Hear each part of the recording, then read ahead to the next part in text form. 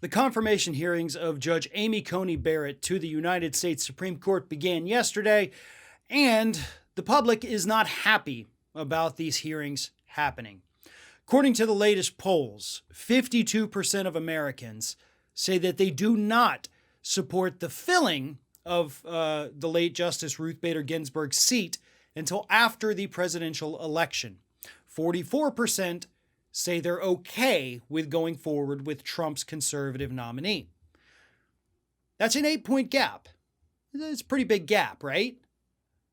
Well, 2 weeks ago, that gap was 20.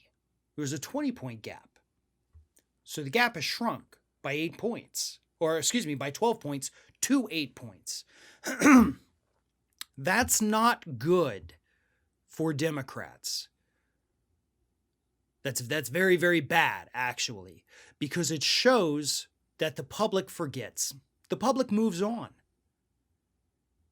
And in the span of 2 weeks, the 12-point gap suggests 12% simply didn't care anymore after 2 weeks.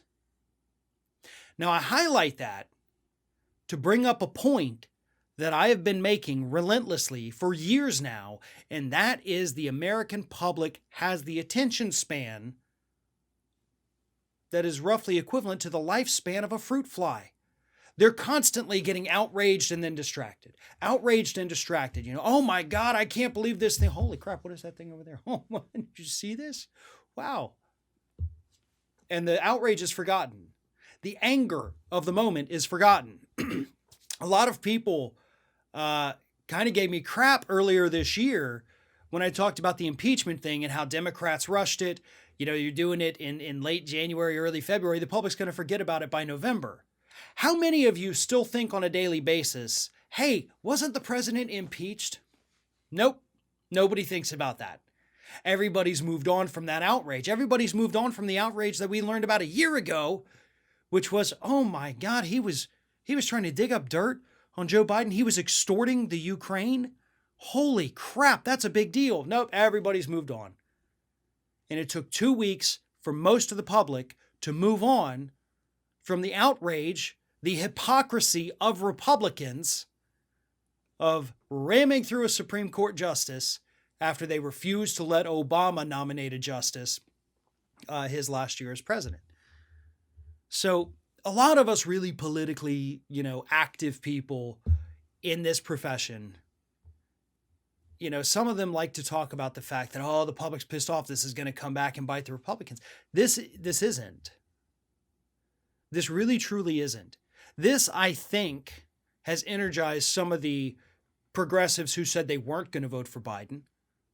Maybe it got some of them. But this isn't necessarily an issue that's going to matter to middle America. I'm sorry, but it doesn't. It really, honest to God, doesn't, folks. It sucks. The seat is gone.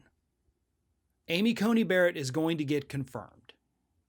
Unless video emerges of her personally performing an abortion, Republicans are going to vote to confirm her. That's a given. The Democrats do not have the tools to stop this. According to Democrats 2 weeks ago, too, they didn't even really have the tools to delay it. They literally had come out and said we could probably delay it for a couple hours, maybe a day or two, the hearings, but that's it. And so yesterday I did see, again, a bunch of Democrats saying, or progressives saying like, I thought the Democrats said they could stall it. No, y'all didn't actually read beyond the headline. They literally said we could probably stall the hearings for a couple hours, maybe a day or two. That's it. And then it would happen anyway. So no, the Democrats were powerless to stop this. We're powerless to stop it. We have to watch it happen. And that's not even the worst part. The worst part is, as this poll shows, the American public moves on pretty quickly. Because I can promise you, people who work outside of the political arena, they don't spend much time at all throughout their entire lives thinking about the Supreme Court. That may come as a shock to some people, but believe it or not, this isn't something most people think about. It's not actually something that influences their votes.